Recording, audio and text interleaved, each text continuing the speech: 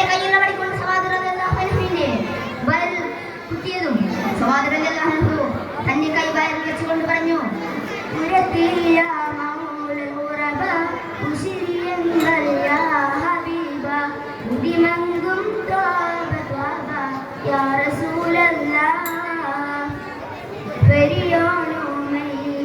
கை பேசுந்தின் சிடக்கை பிரிசும் ரசூலதா கை யா சஃபி அல்லாஹ் பரிஷாய் ரஹ்மத்தின் அல்லாஹ் வாசாகியுள்ளதல்ல പൊരുത്തപ്പെടുത്താനല്ല യാ നജി അല്ലാഹ് യാ നജി അല്ലാഹ്.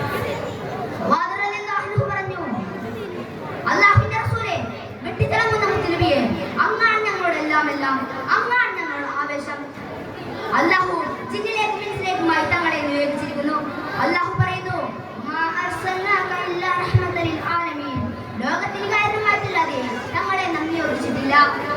നബിയെ, അങ്ങയെ നിയോഗിച്ചിരിക്കുന്നത് ആരെയും വേദനിപ്പിക്കാനല്ല, ആരെയും നമ്പരിപ്പിക്കാനല്ല നബിയെ അങ്ങയെ നിയോഗിച്ചിരിക്കുന്നത്.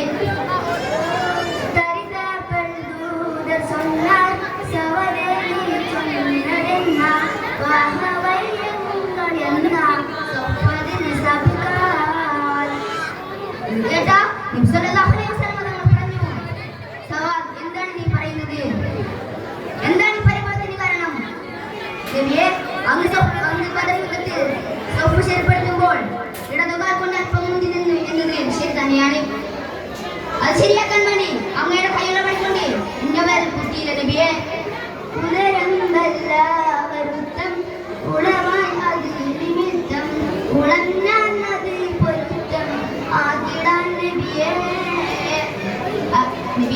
അങ്ങയുടെ കയ്യിലുള്ള വടികൊണ്ട് എന്റെ വയറിൽ കുത്തിയില്ല നബിയെ. അതെനിക്ക് വല്ലാത്ത വേദന സമ്മാനിച്ചു നബിയെ.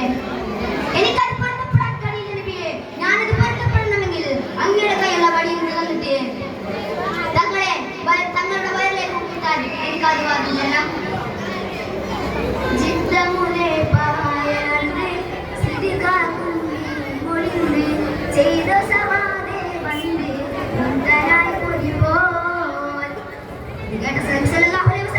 പറഞ്ഞു, ഇത് ശരിയാണെങ്കിൽ ഞാൻ കുത്തിയ ഞാൻ എന്റെ കയ്യിലുള്ള വടികൊണ്ട് നിന്റെ വയറിൽ കുത്തിയത് നിനക്ക് വേദനിച്ചെങ്കിൽ നീ എന്നെ തിരിച്ചു കുത്തണം. അതും ഇപ്പോൾ തന്നെ. കാരണം എന്താണെന്നറിയാമോ? ഇതൊരു അടക്കളമാണ്. ആരും ശരിക്കും ആരും എന്തെന്ന് പറയാൻ പറ്റില്ലല്ലോ. അങ്ങനെ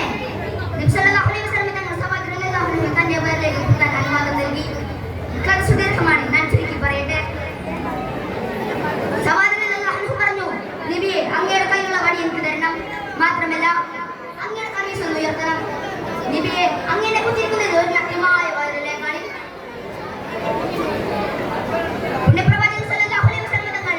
തന്നെ കമീസ് ഒന്ന് ഉയർത്തി എന്നിട്ട് പറഞ്ഞു, ഇങ്ങോട്ട് അടുത്തേക്ക് വാ സവാദ്. അടുത്തേക്ക് വന്നു. തിരുനബിയുടെ വയറിലേക്ക് നോക്കി. വീണ്ടും വീണ്ടും നോക്കിക്കൊണ്ടിരുന്നു. തന്റെ കണ്ണുകൾ ആ വയറിൽ നിന്നും പിൻവലിക്കാൻ സാധിച്ചില്ല.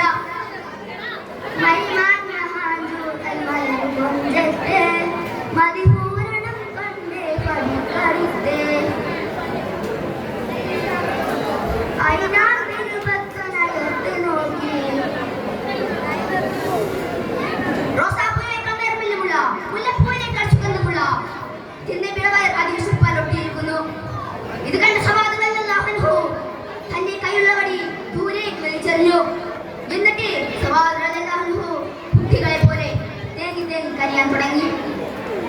ഇത്രയും പറഞ്ഞുകൊണ്ട് ഞാൻ വിരാമമിടുന്നു.